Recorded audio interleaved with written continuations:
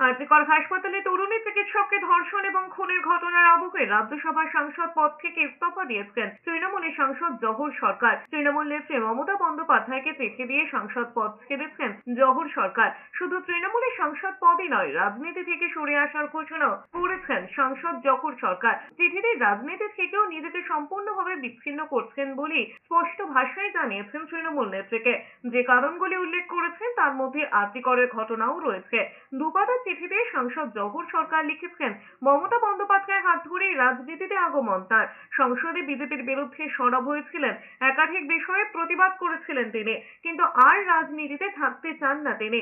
এর কয়েকদিন আগে আরজিকর কাণ্ডে সোশ্যাল মিডিয়ায় মুখ খুলেছিলেন জহুর সরকার। কেন সন্দীপ ঘোষের বিরুদ্ধে আগে পদক্ষেপ করা হয়নি প্রশ্ন তুলেছিলেন তিনি। দুপাতার চিঠিতে জহুর সরকার লিখেছেন, রাজ্যে যে দুর্নীতি চলছে নেতাদের অন্যায় দেখে তিনি হতাশাগ্রস্ত। রাজ্য সরকার যে পরিস্থিতি সামলাতে পারছে না তাও স্পষ্ট করে লিখেছেন জহুর সরকার। নিয়োগ দুর্নীতি মামলা ঘিরে যখন উত্তাল পরিস্থিতি, সেই সময়ও পার্থ চট্টোপাধ্যায়ের বিরুদ্ধে মুখ খুলেছিলেন জহুর সরকার। সেই সময় দলের অন্দরে বিষয়টি নিয়ে কাটাছেঁড়া হয়, এবার সরাসরি পদ ছেড়ে দিলেন।